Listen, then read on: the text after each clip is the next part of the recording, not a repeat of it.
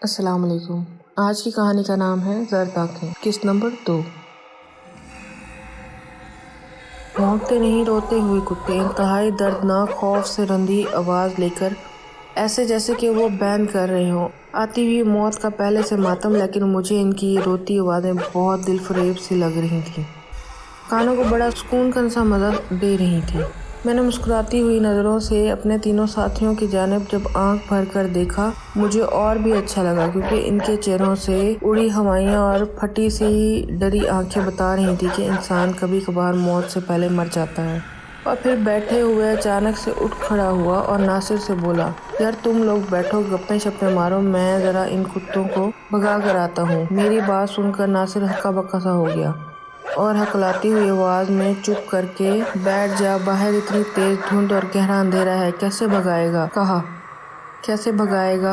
میں ہنستے ہوئے پاس ہی پڑی جلانے والی ایک لکڑی کی طرف اشارہ کر کے کہا، یار اس سے، اور لکڑی کو پکڑتے ہوئے باہر گیٹ کی طرف چل نکلا۔ میں نہیں چاہتا تھا کہ وہ مجھے روکے۔ فارم ہاؤس کے باہری دروازے کے بھاری بھرکم کنڈے کو جیسے ہی میں نے کھولنا شروع کیا تو اس سے نکلتی آوازیں بدروحوں کی سسکیوں سے کم نہ تھیں۔ لگتا ہے جب سے فارم ہاؤس بنا ہے تب سے اب تک دروازے کے کنڈے کو کسی نے تیل نہیں دیا، تب ہی پھانس مار کے کھلتے ہوئے خوفناک آوازیں نکال رہا ہے۔ اب میں فارم ہاؤس سے باہر نکل کر باہر کچی سڑک پر کھڑا تھا۔ اب مکمل طور پر خاموشی اور گہرا سناٹا ہو گیا تھا۔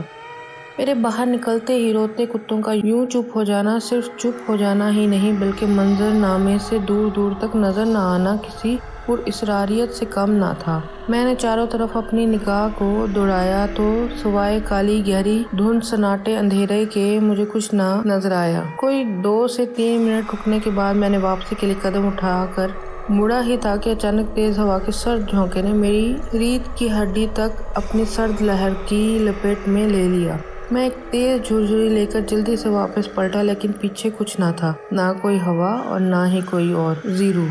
بس خاموشی، دھند اور اندھیرا تھا، پر تھا کوئی ساتھ ہی جو پاس آ کر کھڑا ہوا تھا۔ اس کی گہری گھراتی سانسیں میں سن سکتا تھا پر دیکھ نہیں سکتا تھا، کیونکہ اب صرف سانسیں ہی نہیں بلکہ وہ تیز اگربتی کی خوشبو پھر سے محسوس ہو رہی تھی، جسے پاس ہی سلگ رہی ہو۔ میں نے ناک کی نتنوں سے ایک لمبا گہرا سانس کھینچ کر زیادہ محسوس کرنا چاہا تو ایک دم سے سر بھاری بھرکم سا ہو گیا، اور اتنا ہی نہیں میرا جسم بھی پوری طرح بے وزنی، ہلکا ہلکا سا، ایسے جیسے روئی کا کوئی گولا ہو۔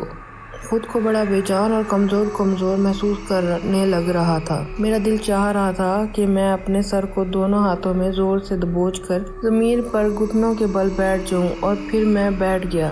درد کی شدید ٹیسیں مجھے میرے دماغ سے گردن تک محسوس ہو رہی تھیں، لیکن یہ سب کچھ چند سیکنڈ تک ہی محسوس ہوا، اور پھر میں نے دوبارہ سے اپنی ٹھیک حالت میں آ گیا۔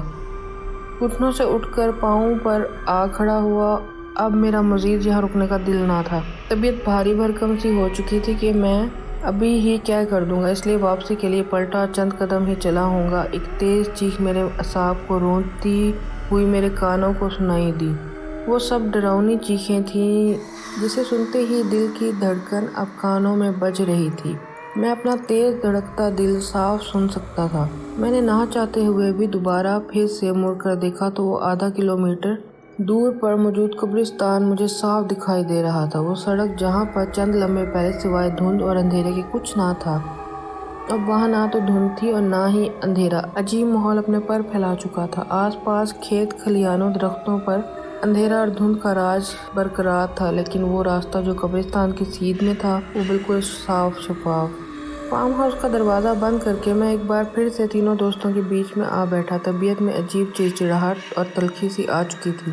چند منٹ خاموش بیٹھنے کے بعد میں نے ناصر سے بولا، یار مجھے سونا ہے، کل رات بھی لیٹ سویا، اس لیے مجھے اجازت دو سونے کی۔ تو ان تینوں نے بھی اسی وقت اکٹھے حامی بھر لی کہ چلو یار سوتے ہیں۔ کمرے تو بہت سے ہیں، لیکن سب نے فیصلہ کیا کہ یار ایک ہی کمرے میں سوتے ہیں۔ اب پتہ نہیں یہ ان کا ڈر تھا یا پھر ایسے ہی کوئی فیصلہ، 3 لوگ بڑے بیڈ پر لیٹ گئے اور میں نے اپنے سائڈ پر پڑا ایک بڑا صوفہ منتخب کیا اور لیٹتے ہی گہری نیند کی آغوش میں چلا گیا۔ سردیوں کی راتیں نہ ختم ہونے والی دورانیے جتنی لمبی ہوتی ہیں، اس لیے میری جب دوبارہ آنکھ کھلی تو رات 12:30 بج رہے تھے اور میں کوئی لگ بھگ 9:15 بجے کے قریب ہی سو گیا تھا۔ میرے جاگنے کی وجہ واش روم کی تیز حاجت تھی، اس لیے گرم کمبل سے نکلتے ہوئے میں واش روم جا گھسا جو بیڈ روم میں اٹیچ ہی تھا۔